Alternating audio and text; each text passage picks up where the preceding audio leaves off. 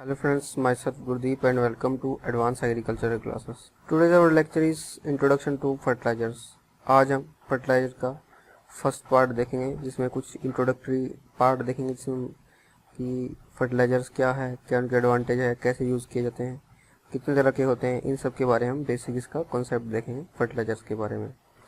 चलिए स्टार्ट करते हैं आज का lecture introduction to fertilizers part 1। So first of all what is fertilizer?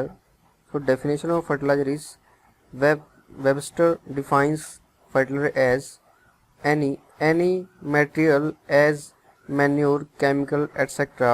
put on or in the soil to improve the quality or quantity of the plant growth. कोई भी substance जो हमें plants की growth को increase करने के लिए soil में इनकॉर्पोरेट करते हैं, डालते हैं प्लांट ग्रोथ को एनहेंस करने के लिए, उसी सब्सटेंस को हम फर्टिलाइज़र बोलते हैं। सो प्लांट्स को फर्टिलाइज़र देने की ज़रूरत क्यों पड़ती है? What is the need to apply this fertilizer to the crop और to the field? So plants को कुछ न्यूट्रिशंस चाहिए, कुछ न्यूट्रिएंट्स चाहिए उनकी प्रॉपर हेल्थ के लिए, प्रॉपर ग्रोथ के लिए, उनकी प्रोडक्टिविटी के लिए। तो उन्हीं न्यूट्रिएंट्स को देने के लिए हम फर्टिलाइज़र अप्लाई करते हैं। अगर वो सॉइल में नेचुरली अवेलेबल नहीं है तो उनकी ग्रोथ रुक जाएगी, अच्छे से ग्रोथ नहीं होगी। तो उसकी कमी को पूरी करने के लिए हम आर्टिफिशियली न्यूट्रिएंट्स को अप्लाई करते हैं as a manure, as a fertilizer, as a bio fertilizer, as a grain manure, as a compost, whatever it may be, हम डिफरेंट मेथड से इसको अप्लाई करते हैं। सो पहले हम देख लेते हैं बेसिक कुछ न्यूट्रिएंट्स क्या है। As much as 95% of the plant is made up of carbon, hydrogen and oxygen. So कोई भी प्लांट है, लिविंग ऑर्गेनिजम्स है, ऑटोट्रॉप्स है, वो 95% क्या है, 3 एलिमेंट से मिलकर बने हैं, carbon, hydrogen and oxygen.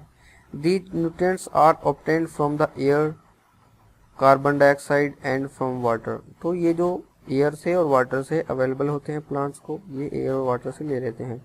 Remaining nutrients are obtained from the soil, means कि जो कार्बन है वो तो एयर से मिल जाता है, हाइड्रोजन और ऑक्सीजन वो वाटर से मिल जाता है, और बाकी जो न्यूट्रिएंट्स हैं वो सॉइल से लेने पड़ते हैं। उन न्यूट्रिएंट्स की कमी को पूरी करने के लिए हमने सॉइल में फर्टिलाइजर अप्लाई करने पड़ते हैं।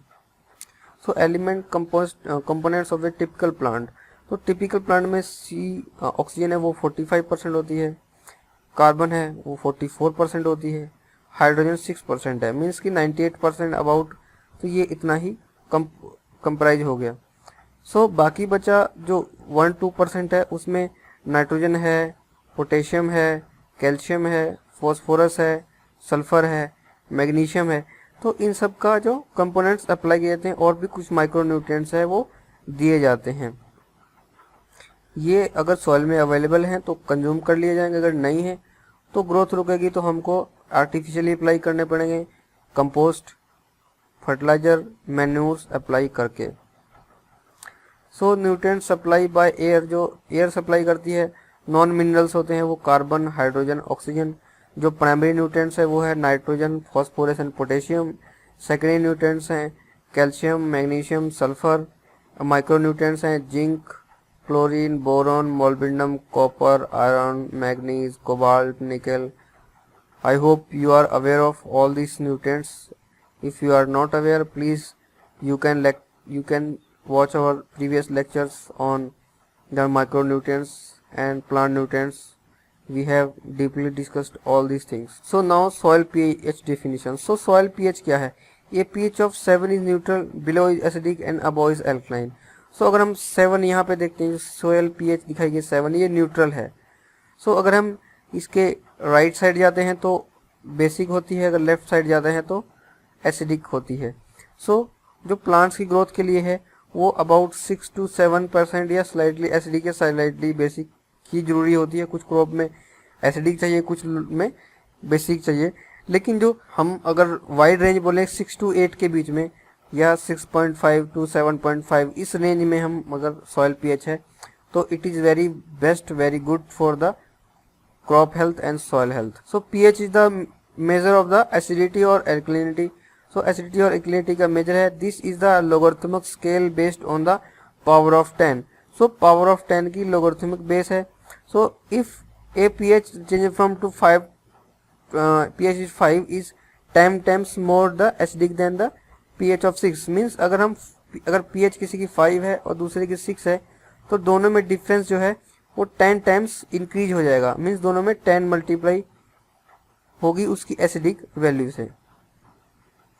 And pH of 5 is 100 times more acidic to 7 means की 10 टाइम्स मोर होती है।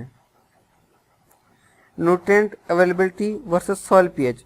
सो न्यूट्रिएंट अवेलेबिलिटी किस pH में कौन से न्यूट्रिएंट्स अवेलेबल होते हैं, अगर हम 6 to 7 या 7.5 रेंज बोलें, सो नाइट्रोजन देख सकते हैं हम किस रेंज में अवेलेबल होता है, कितना। सो ये 6 to 6.5 हमने एक बैंड क्रिएट किया है, तो उसके अंदर में कौन से न्यूट्रिएंट्स अवेलेबल होते हैं। देखिए अगर अमोनियम की बात करें, अमोनियम के लिए और मोलिब्डेनम के लिए बेसिक या स्लाइटली बेसिक होना जरूरी है। वहीं पे अगर हम आयरन, मैग्नीज, बोरॉन, कॉपर की बात करें तो स्लाइटली एसिडिक होना जरूरी है। और नाइट्रोजन, फॉस्फोरस, सल्फर ये सब ऑलमोस्ट लगभग न्यूट्रल जो pH है उस पर भी अवेलेबल होते हैं। So how to keep pH correct. तो pH को करेक्ट कैसे रखें, कैसे हम बैलेंस रखें, ना तो एसिडिक हो ना बेसिक हो। If soil is acidic add lime to the increase the pH। So अगर एसिडिक ज़्यादा है तो हम उसमें लाइम ऐड कर सकते हैं, क्योंकि लाइम क्या बेसिक होता है तो वो न्यूट्रल कर देगा या फिर उसकी एसिडिटी को कम कर देगा। But it takes time to change the pH to do it in winter. तो ये लेकिन टाइम लगाता है, इसको टाइम चाहिए होता है। Use a soil test to determine the level of magnesium for the type of limestone to add. So limestone जब हम ऐड करते हैं, हम डायरेक्टली ऐड नहीं करते हैं, पहले टेस्ट करते हैं कि how much we should apply in the soil so that it should not be in basic condition. ऐसा ना हो कि हम ज़्यादा अप्लाई कर दें कि वो बेसिक कंडीशन में आ जाए। It should be applied in optimum range और optimum amount. If sufficient, use calcite. If flows, use dolomite. If soil is alkaline, अगर soil alkaline है तो क्या करें। Add compost, peat और organic to slightly lower pH। हमने पहले पिछले लेक्चर में डिस्कस किया कि जो कंपोस्ट होते हैं, पीट, ऑर्गेनिक्स जो होते हैं वो स्लाइटली एसिडिक होते हैं। अगर सॉइल एल्कलाइन हो गई है तो उसमें कंपोस्ट वगैरह ऐड कर सकते हैं। Slow and usually continuous process, ये स्लो कंटिन्यूस प्रोसेस होती है। Add sulphur for a quicker lowering. तो अगर हम जल्दी उसको लोअर करना है तो सल्फर ऐड कर सकते हैं। So all fertilizers list the NPK ratio represent percentage by weight of the each element. So जो NPK हम शो करते हैं 10, 20, 20, इसका मीन्स होता है कि percentage by wait, means N is 10 part, P is 20 and K is 20। तो इस तरह से इनका रिप्रेजेंटेशन होता है। सो N means nitrogen, fuel growth of the crop plant. तो N का यूज क्या है, नाइट्रोजन का यूज क्या है, ये फ्यूल ग्रोथ होता है। Give plant tall and strong canes. Healthy plant has rich dark green foliage. लैकेज, अगर इसका लैकिंग होगी तो foliage is very light green to almost yellow. Too much अगर ज़्यादा होगा, not good either, you can really burn a plant weak and small blooms. तो अगर ये एक्स में होगा तो भी नुकसान है, अगर ज़्यादा होगा तो भी नुकसान है। Similarly P phosphorus stimulate root growth. तो ये रूट ग्रोथ को स्टिमुलेट करती है, ये डाउनवर्ड ग्रोथ करती है। It helps produce a quality and plant with a big blooms. May hasten plant maturity and aid in winter hardiness. Then can get locked up in very acidic soils. तो acidic soils में lockup हो सकती है। Move slow about and reach per year. Newly planted roses need it at roots. Many roses add sulphur phosphate 0.45 and 0।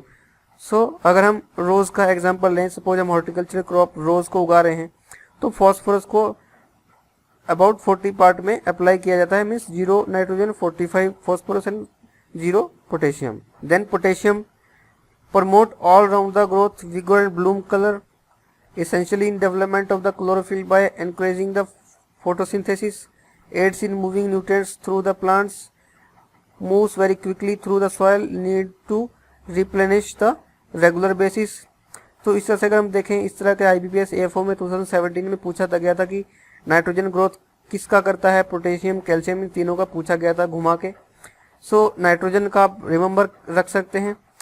एक trick बता रहा हूँ कि आप ये सपोज प्लांट है, ये अपर पार्ट है, ये लोअर पार्ट है, तो यहाँ पर N करता है, तो यहाँ पे P करता है और K ओवरऑल करता है।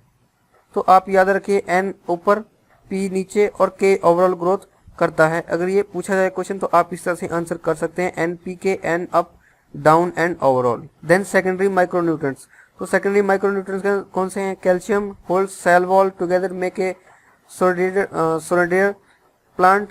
Then Mg, magnesium, very essential part for chlorophyll production. For greater healthy plants, help regulate uptake of the nutrients. As sulfur used in development of the proteins needed for the plant and also lowers the pH. हमने इन सब के बारे में बहुत detail में discuss किया है plant nutrients chapter में, प्लांट न्यूट्रिएंट लेक्चर में, आप उसे रेफर कर सकते हैं। मैं यहाँ पे बहुत ब्रीफ में दे रहा हूँ, सिर्फ रिवाइज कर रहा हूँ। देन माइनर न्यूट्रिएंट्स है, often referred as trace elements, only small amount are needed, a lack of one or more may cause a serious disease or decrease in the availability of the major element.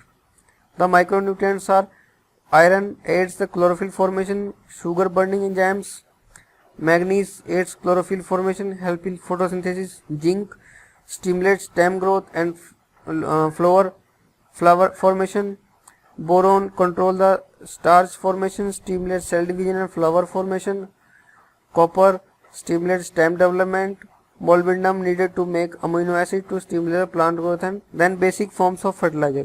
तो fertilizer के basic form कौन से होते हैं? Granular होते हैं, designed to be scratched into soil में also be water soluble, then powdered form में होते हैं, designed to be dissolved in water for liquid feeding in the soil और foliage, then liquid usually a concentrated form to be mixed with water, and solid usually spikes to push into soil around the plant, very slow to dissolve.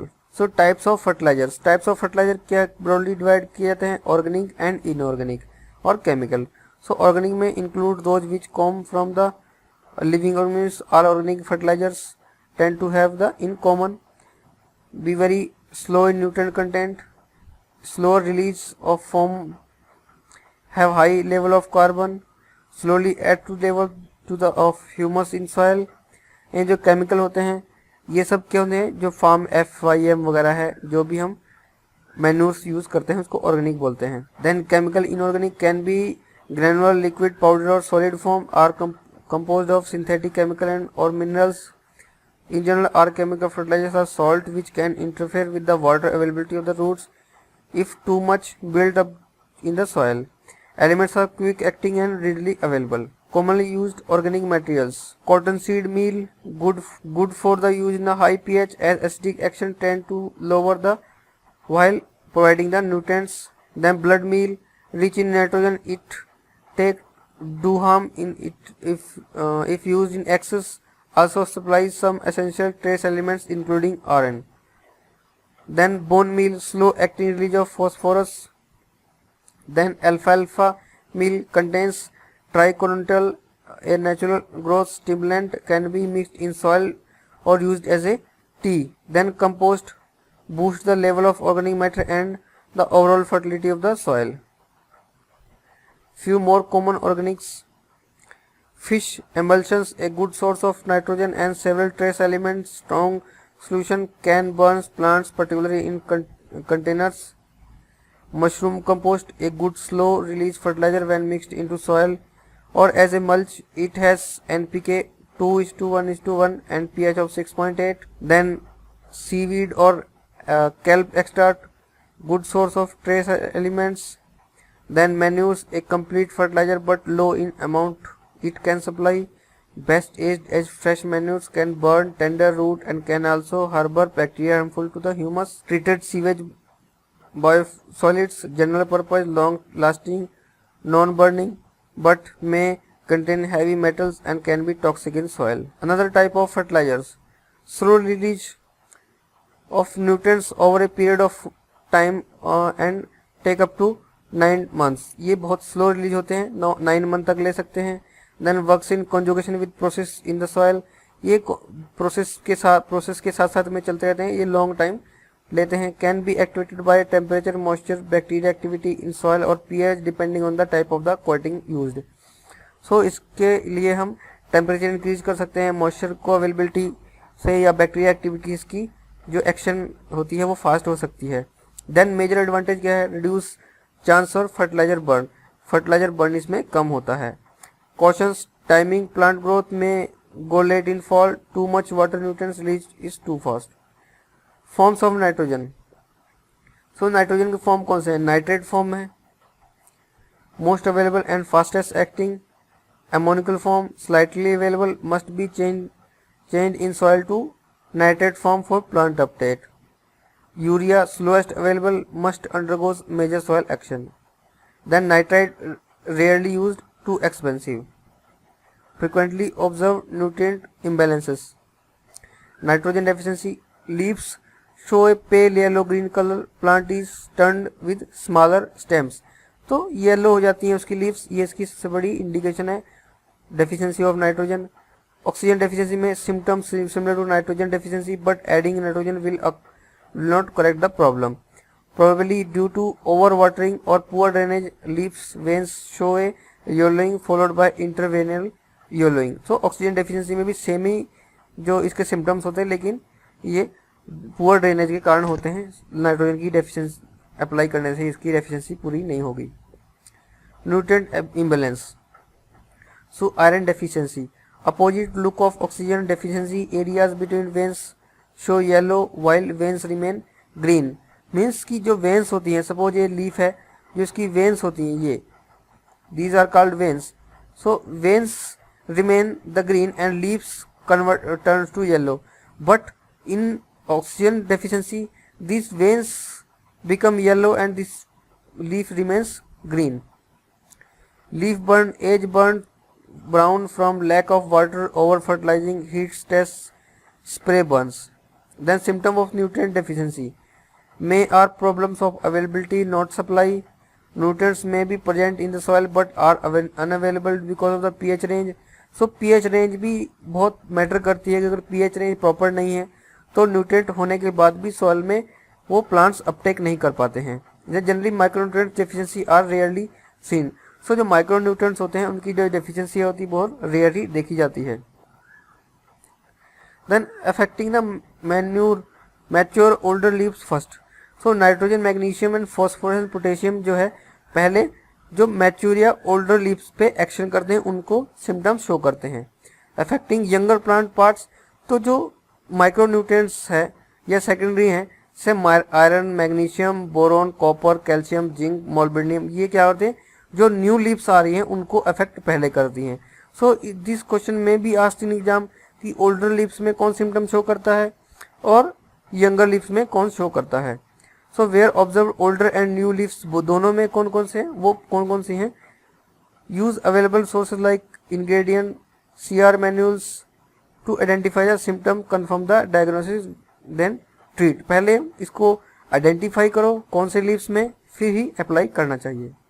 So friends, ये तो था आज का lecture, जिसमें हमने देखा different micronutrients, macronutrients के बारे में, कौन कौन से प्लांट्स को अवेलेबल होने चाहिए, किस फॉर्म में होने चाहिए और इनकी डेफिशिएंसी से क्या होता है, इन सब के बारे में देखा। आई होप आपको लेक्चर पसंद आया होगा। अगर आपको लेक्चर पसंद आया है तो प्लीज़ लाइक करें, शेयर करें अपने दोस्तों में। Thank you for watching.